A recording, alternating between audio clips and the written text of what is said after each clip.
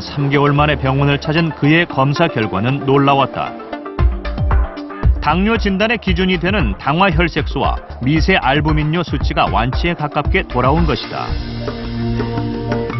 3개월 동안 고기보다는 채소, 콩, 현미와 같은 식물성 식품을 즐겨온 백기봉 씨.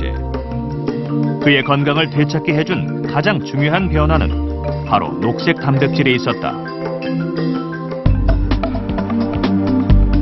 오랜 시간 단백질을 대표하는 식품으로 알려져 온 고기. 특히 지난 10년간 우리나라 1인당 육류 소비량은 약 2배에서 많게는 2.5배까지 증가했다. 전 세계적으로 가장 중요한 영양소 하면은 단백질을 꼽습니다.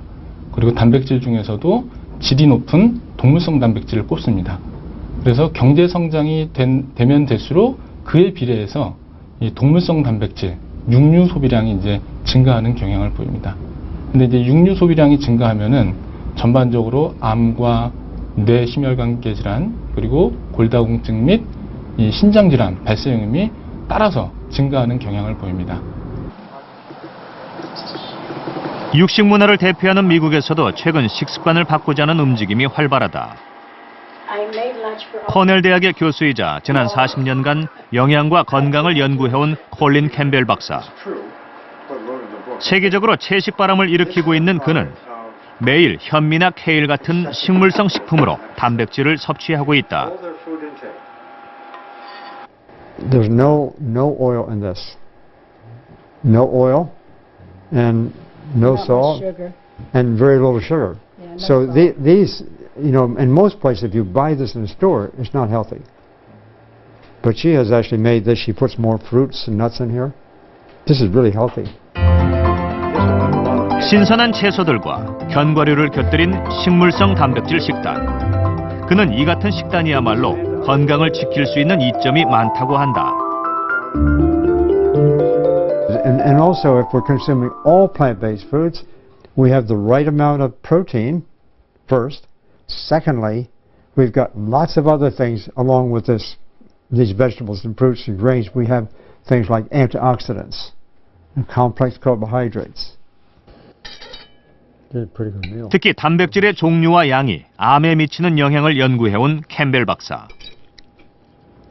그는 현대인들의 과도한 동물성 단백질 섭취가 암과 연관이 있다고 말한다. So 10% protein is about the right amount. That's the amount that's available consuming plant-based foods. Unfortunately, especially in richer countries, Western countries, I'm sure in Korea, the protein that's consumed is higher than 10%.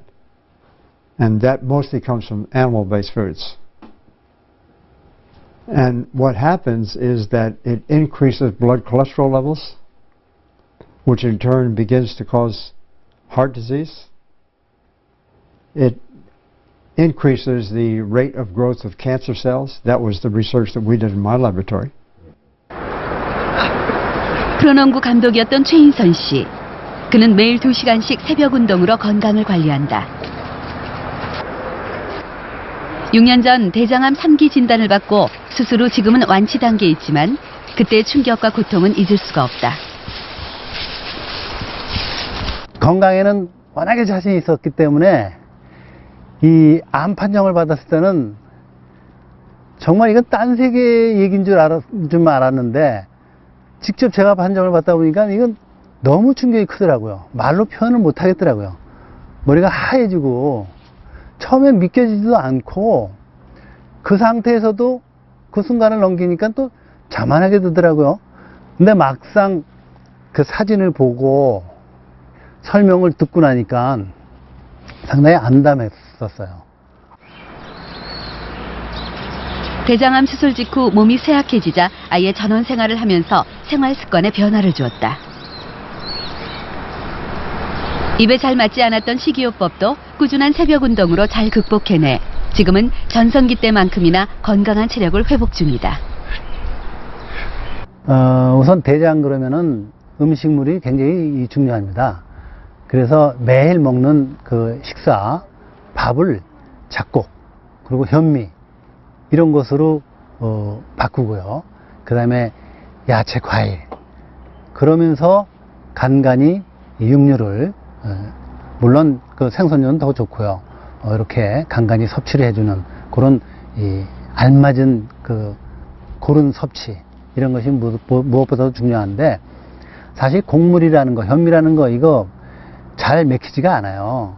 그럴 때는 운동을 하십시오. 운동을 하면은 반마이 좋거든요. 그가 추천하는 건강한 아침 식사는 어떤 것일까? 제철 과일과 채소, 견과류와 치즈, 달걀이 곁들여진 빵 조각이 아침 식사의 전부다. 이거 그렇게 적은 칼로리가 아니에요. 이거 이 잡곡으로 만든 이 빵이고, 그 다음에 기본적으로 이제 계란도 있고 치즈도 있고 이 안에 야채를 많이 먹으면서 또 그 닭가슴살이 있거든요. 양이 적지 않습니다. 2시간씩 운동 이후에 적게 먹어서는 견디겠어요. 그게 충분합니다, 이 정도. 그가 아침 식사를 강조하는 이유는 균형 잡힌 식사 습관 때문이다. 매일 새벽 운동과 함께 이루어지는 아침 식사는 최고의 건강 비결이다.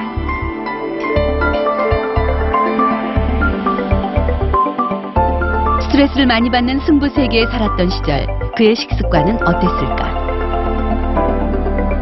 이 의식을 못 했거든요.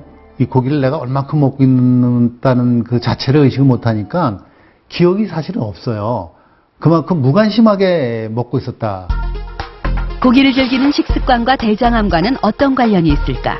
단백질 섭취에 관한 암 예방 권장 사항을 보면 붉은 고기류는 일주일에 510g 이하로 섭취하고 가공육을 피하면 결장암 위험을 낮춘다고 권고한다.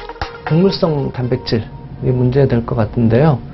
일단은 육류는 몸 안에 암을 일으킬 수 있는 그러한 독성 물질을 가지고 있다고 되어 있거든요. 그러니까 이를테면 뭐 담즙산이라는 게 발암 물질로 알려져 있는데, 그러한 육류를 섭취하면 담즙산이 증가되고, 그리고 다른 이제 독성 물질 때문에 대장암의 전 단계인 용종도 많이 생기는 걸로 되어 있고요.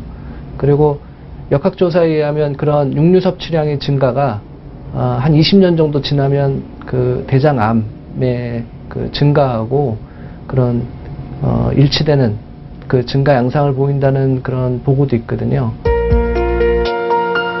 직장에서 가까운 부위에 처음 암이 발견됐을 땐 5cm가 넘는 크기였다. 수술 후 대장은 정상을 찾아가고 있다. 하지만 모든 암은 재발률이 높아 수술 성공 후 완치 판정을 받았다고 해도 안심할 수 없다. 수술 후 6년이 지난 지금 그의 건강은 어떤 상태일까? 6년이 넘었는데요. 대개 이제 5년 동안 다른데 전이소견을 안 보이면 수술 후에 그 미세 잔존암이 결국 나중에 재발의 원인인데, 대개 5년 동안 재발을 안 하면 조심스럽게 완치를 말씀을 드리거든요. 근데 이제 그 최인성 감독님 같은 경우는 직장암 3기셨기 때문에 5년이 지나도 정기적인 검사를 하셔야 되고, 일단은 완치 확률이 상당히 높은 상태입니다, 지금은.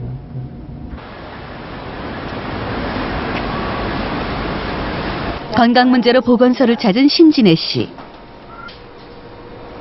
특별히 몸에 이상은 없었지만 다이어트 중에도 자꾸만 살이 찌는 그녀는 자신의 식단에 문제가 있는 것은 아닌지 영양 상담을 의뢰했다. 단백질 같은 경우에는 어머니 권장량이 45g이세요. 네. 섭취한 거는 15g으로 굉장히 낮게 섭취를 하신 거를 이제 아실 수가 있는데, 네, 단백질 섭취가 꾸준히 계속 적은 상태를 유지를 하게 되시면 아무래도 이제 운동을 하셔도 근육이 쉽게 붙질 않는다든지. 상담 결과 그녀의 비만 원인은 영양 불균형과 단백질 부족 때문이었다. 제가 좋아하지 않는 거를 많이 안 올렸습니다. 고기 같은 종류를 제가 안 좋아했었고요. 그 다음에 콩도 안 좋아했었고 두부 종류도 안 좋아했었는데, 그래서 식단을 그냥 김치하고 제가 좋아하는 그냥 일반 반찬식 위주로 식단을 많이 꾸몄었습니다. 신진애 씨는 두부와 참치를 비롯한 갖가지 식재료를 활용해 의식적으로 제한해오던 단백질 양을 늘려서 음식을 준비하고 있다.